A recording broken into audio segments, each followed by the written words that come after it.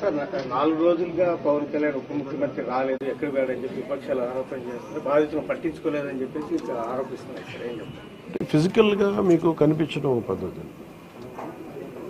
అంటే వాళ్ళు ఏమనుకుంటారంటే నేను బోట్ వేసుకొని రెస్క్యూ చేయడం కుదరదు కదా, ఆ బాధ్యతలు లేకుండా ఎందుకుంటాం. అది ఏంటంటే అనాలి కాబట్టి అంటమే తప్ప ఎంటైర్ మీరు చూస్తే మా పిఆర్ మెషినరీ, మన పిఆర్ పంచాయతీరాజ్ మెషినరీ మొత్తం ఎంటైర్ వర్క్ చేస్తాం మా సైడ్ నుంచి. అంటే అట్లేం కాదు సార్, ధైర్యం చెప్పడానికి కూడా రాలేదని చెప్పేసి వాళ్ళు ఆరోపణ చేస్తున్నారు కదా. అది నేను అట్లా అనుకోవట్లేదు. అంటే ఏమైపోతుంది, ధైర్యం చెప్పడానికి వెళ్ళి ఒక్కసారి మీద పడ్డారు అనుకోండి. పరిస్థితులు ఎలా ఉంటాయంటే ఇప్పుడు నేను మొన్న పింఛా డ్యామ్కి దీనికి వెళ్ళాను. నేను వెళ్ళి సహాయ కార్యక్రమం అంటే నేను ఒక ప్రత్యేకమైన పరిస్థితిలో ఉన్నాను, అది మీరు అర్థం చేసుకోవాలి.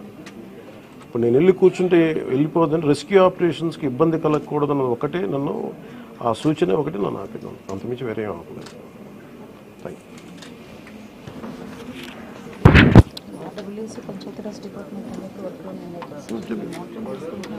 అలాగే అది నిన్నే చెప్పాను. అంటే పంచాయతీరాజ్ కానీ, రూరల్ వాటర్ సప్లై కానీ, ఇంజనీరింగ్ డిపార్ట్మెంట్ కానీ ఇవి కన్సిస్టెంట్గా పనిచేస్తున్నాయి in tandem with rescue operations. So దాన్ని కూడా మీరు దృష్టిలో పెట్టారు.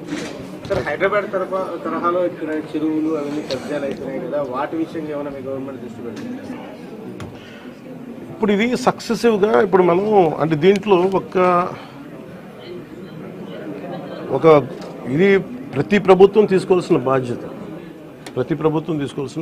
ఇది. ఇప్పుడు దీంట్లో ఆల్రెడీ చెరువుల్లో కొంచెం నాలాల్లో కట్టేసినవి ఉంటాయి.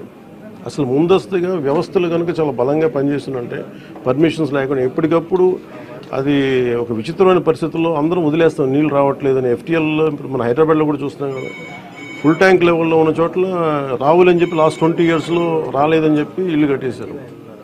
ఎప్పుడో సరదాగా అది ఎప్పుడు ఈ జలవనరుల శాఖ ఎప్పటికప్పుడు ఇది కట్టద్దు, పర్మిషన్స్ ఇవ్వద్దని అంటుంది మళ్ళీ. కానీ దాన్ని స్థానిక మున్సిపాలిటీలు కావచ్చు, కార్పొరేషన్స్ కావచ్చు ఇచ్చేసిన పరిస్థితుల్లో మీరు హైదరాబాద్ చూస్తున్నారు. మనకు కూడా అలాంటి పరిస్థితులు ఉన్నాయి. ఇది సక్సెసివ్గా జరుగుతూ ఉండింది. దీన్ని ఎట్లా అడ్రస్ చేయాలనేది ఇది ఒక సోషల్ ఇష్యూ కూడా అవుతుంది.